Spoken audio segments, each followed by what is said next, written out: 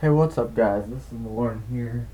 Today I am going for chapter 2 of Morpheus Road the Light. So let's begin, shall we? Alright, so, are you ready? Chapter 2. Later that same day, I rode my bike over to Cooper's house to begin the festivities. As I approached, I saw that Sydney's boyfriend, Mikey Russo, was sitting on the porch steps. Mikey was an idiot. There was no better word to describe him. He was a big guy who the girls loved because of his looks. But as soon as he opened his mouth, it was clear that he cowered at the sight of fire. He was going to be a senior, but I had no idea how he kept passing. My guess was that he threatened to injure any teacher who didn't give him at least a D. What made even less sense was that Sydney, who was a brain, hung out with him. It had to have been a physical thing because I doubted they had much to talk about. It was a doomed relationship, just like all of Sydney's relationships. Mikey sat on the top stair, looking at the ground, probably thinking deep thoughts, like planning the number of squats he'd do later at the gym. I dropped my bike and started up the stairs while doing my best to look invisible. I didn't get far. Mikey held his hand out to stop me. "No," he commanded. "No what?" "Nobody goes inside until Sydney's done." "Done doing what?" "Done telling your weasel pal how it's gonna be," he growled.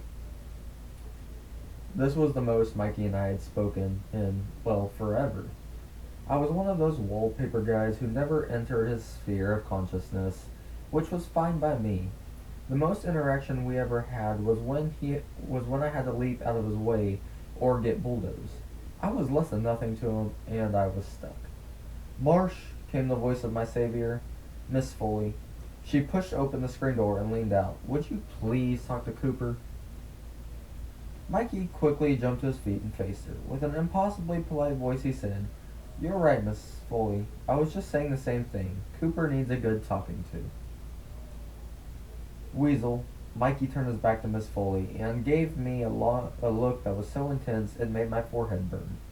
"Tell Cooper to be smart and do what he's told." His voice was polite, but his glare was scary. Miss Foley held the door open for me. "Thank you, Mikey. We'll handle this," she said as if he were 2 years old, which he was. At least mentally. It must have made her sick to think Sydney was hanging around with that goon. When I passed Mikey, he whispered something quietly so that Miss Foley couldn't hear. "Tell him I'll hurt him," he snarled. The madness in his eyes told me it wasn't an idle threat. I leaped up the stairs, 2 at a time, because I didn't like having my back turned on that guy. Miss Foley was waiting for me inside.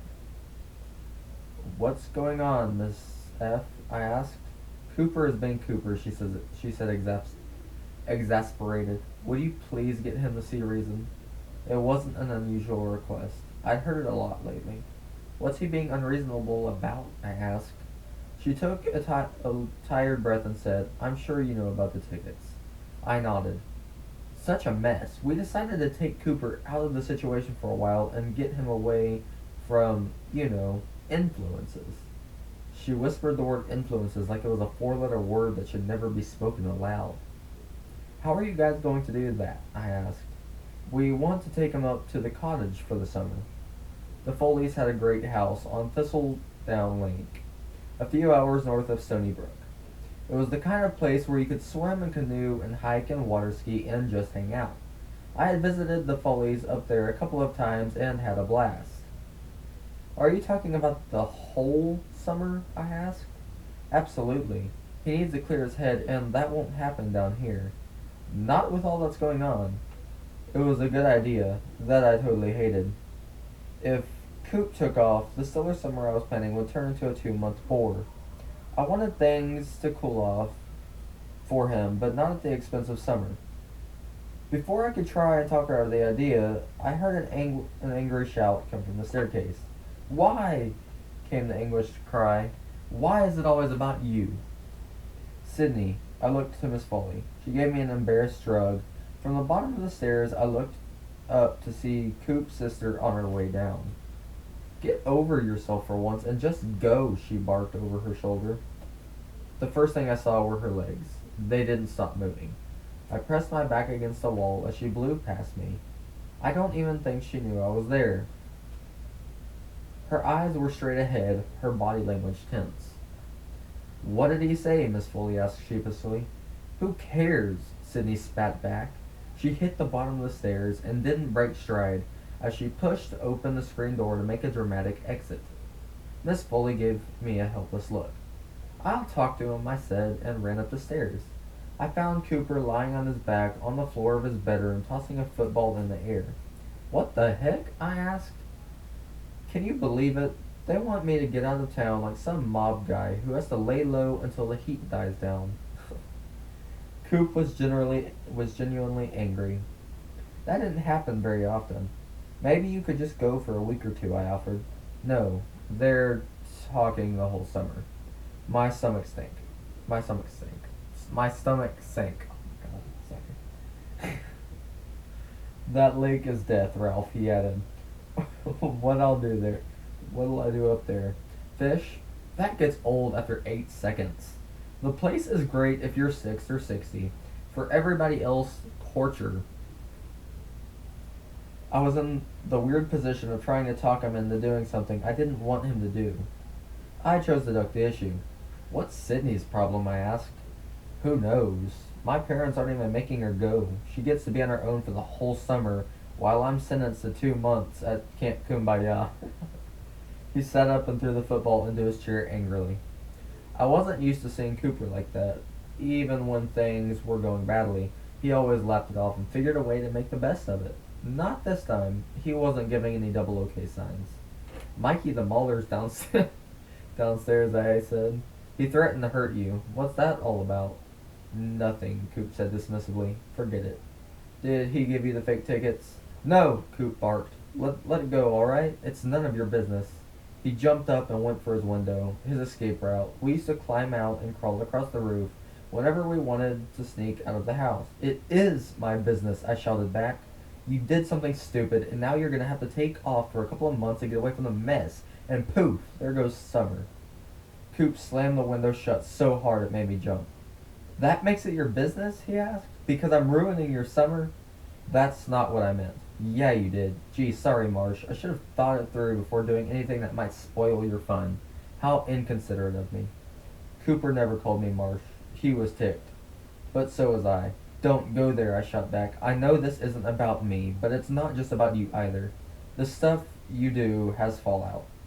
Fallout? I'll give you fallout. The cops threatened to throw me in juvie unless I told them where I got the fake tickets.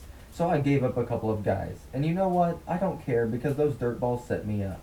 But now I'm looking over my shoulder in case they find out I ratted and come after me. That's fallout. So I'm sorry if I messed up your plans and pretend like we're still 12.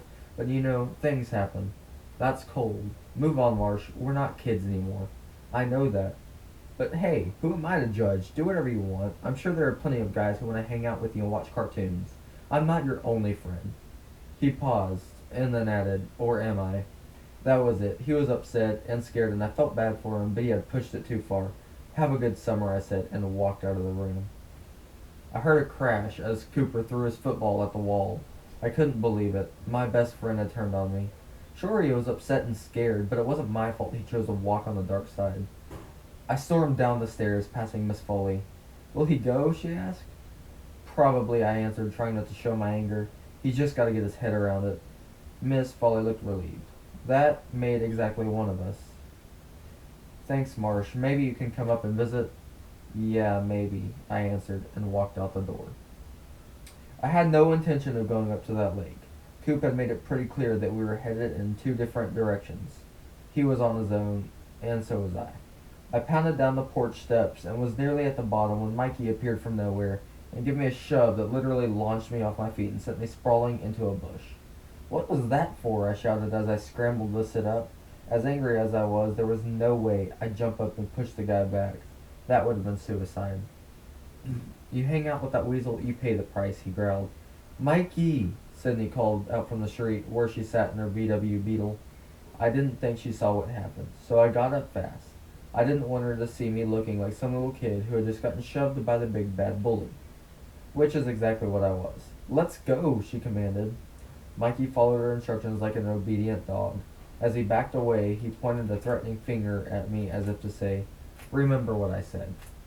My excellent summer had suddenly taken an incredibly rotten turn. Chapter 3. In short of a few hours, I had gone from thinking there were too many exciting adventures to fit into a single vacation to wishing I could magically make school start again the next day. I rode my bike home and did the one thing that always helped when things weren't going well. I read. Books were my refuge. Getting lost in a solid adventure story was the best way I knew to turn off reality. There was nothing like a trip to Tralfamadore or Middle Earth to help escape real life. Sorry about that. I went to my bedroom and tried to get lost in the pages of one of my favorites, The Hitchhiker's Guide to the Galaxy. It wasn't working. I was still too caught up with Cooper's drama. I tossed down the book and grabbed a sketch pad to do a little drawing and clear my head. My hands instinctively started tracing the lines of Gravedigger's face. I got as far as the sunken eyes and had to force myself to stop. I needed to come up with something else to draw. Tyler Frano was wrong. I was an artist. I had all kinds of inspiration to call on. It was in my blood. My mom was an artist. Actually, she was a photographer, but the images she created were works of art. She was a freelancer who traveled all over the world on assignment for magazines like National Geographic and Smithsonian. Mom loved to shoot ancient structures like churches and old villages. I'm no expert, but I think she was good. She could take something that looked like a crumbling pile of rocks and, by using light and the perfect angle, create a stunning picture that made you feel as if you were stepping back through time to see the building in its original glory. It was like she had a third eye that saw possibility where most people saw, well, a pile of old rocks. I had prints of some of her photos hanging in my bedroom. One made the Great Wall of China look like a living serpent, snaking around misty green hills. Another was a black and white image of a doll's face taken through a window of a long abandoned shop in a California ghost town. It was creepy and sad at the same time. I often wondered who the doll belonged to.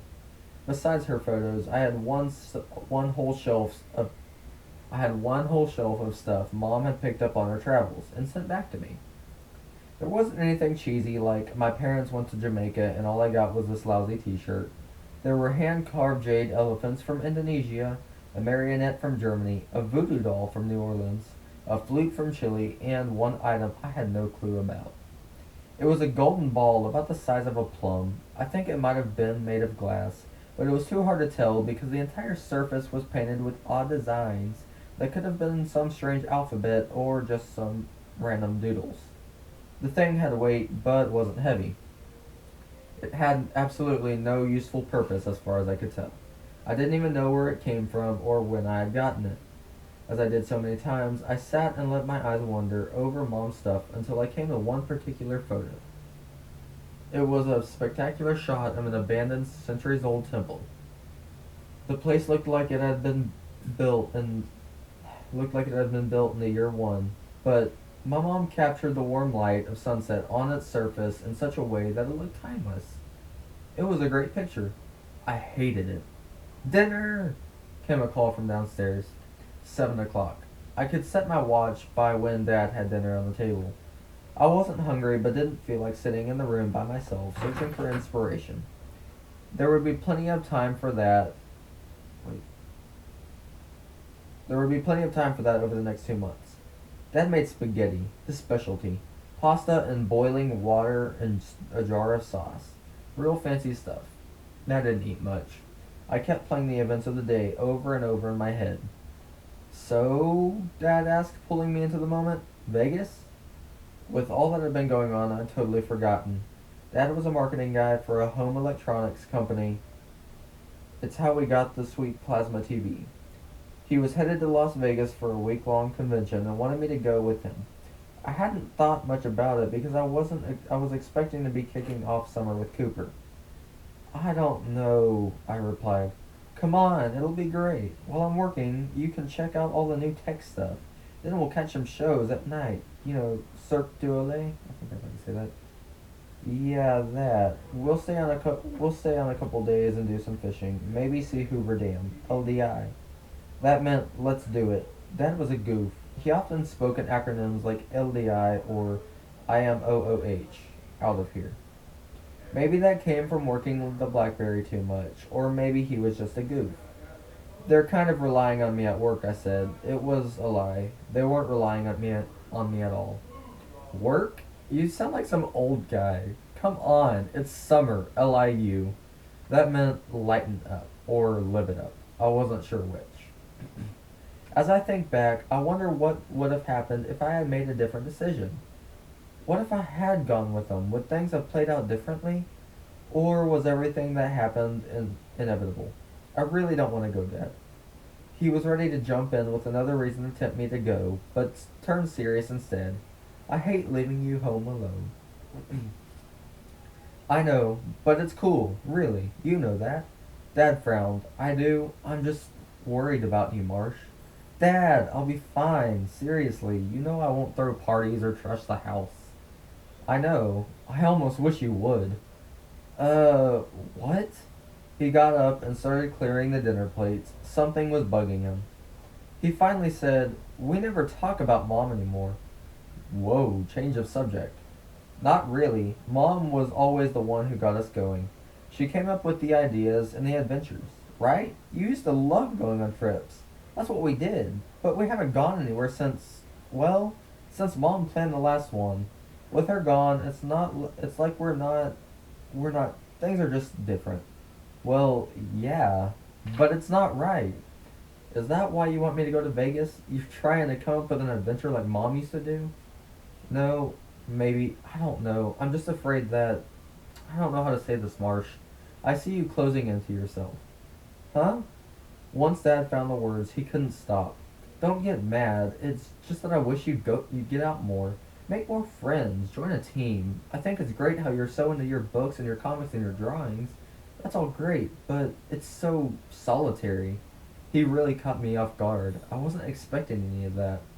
I've got friends, I said defensively. You've got Coop, and he's entering the witness protection program.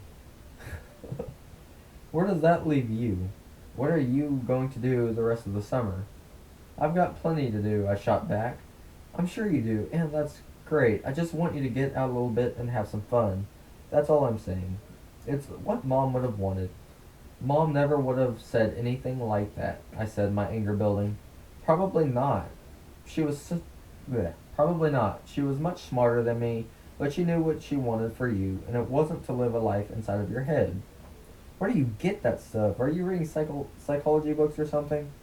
No. Okay, maybe a few. I'm feeling my way along here. You're a smart guy, Marsh. I'm really proud of you, but you need people in your life. You need to get out, go to parties, chase girls. Do normal stuff. I jumped out of my chair. You think I'm not normal? No, I didn't mean it like that. Come on, you know what I'm saying. I have no idea what you're saying, but I think you better stop saying it before you say something even dumber than you already have. I blasted out of there and headed back to my bedroom. I'd never spoken like that to my dad, but then again, he had never spoken to me like that either. Where did he get off saying I wasn't normal? Things were different. He didn't need to point that out. I was dealing with it. Okay, maybe I spent a lot of time alone, but that was my personality. I wasn't a big group kind of guy. I stormed into my bedroom and stood there, not sure what to do with my anger. Scream? Punch the wall? Threw myself on the bed and kicked my legs like a little girl. My eye caught the photo on the wall. Mom's photo. The temple. It brought back a flood of memories that only made me feel worse. It could have happened yesterday. That's how vivid the moment was. But it was nearly 2 years before. I was in my bedroom playing Jenga with Cooper. It was a game for 5-year-olds, but we always made it more interesting by balancing a glass of water on top or playing for cokes. It was way more fun when something was at stake. Except that Cooper would always make me laugh at a critical moment, and I'd end up knocking over the tower and owing him. It was one of those great memories, not so much because of what it was, but because it was one of the final moments before things would change. If I had a time machine, I'd pick that moment to go back to and stay there. Dad came into the room. His face was gray. I remember that. He usually bounced in with a loud, "Hello, girls," or something equally goofy. Not that time. His eyes were red. I knew instantly that he'd been crying. I don't know how or why, but as soon as I saw him, I knew what I would hear. I didn't yet know the details, but something bad had happened, and I was pretty sure of what it was. Maybe you should head home, Cooper, Dad said, his voice cracking. Coop moved to get up, but I pushed him down. Stay, I said, and looked at Dad. What happened? Coop's eyes were so wide, it was almost comical. For once, and maybe for the last time, he was speechless. Dad sat on the floor facing me. He didn't have to talk because for some reason I knew what he was going to say. All he could offer were details, and I wasn't so sure I wanted them. Mom had a bad accident, he said. Everything after that was white noise. Mom had been on assignment in one of those Eastern European countries that changes its name every 2 weeks. Something-istan or whatever. She was there to do a study of ancient buildings. It happened in a city where she was shooting a centuries-old temple.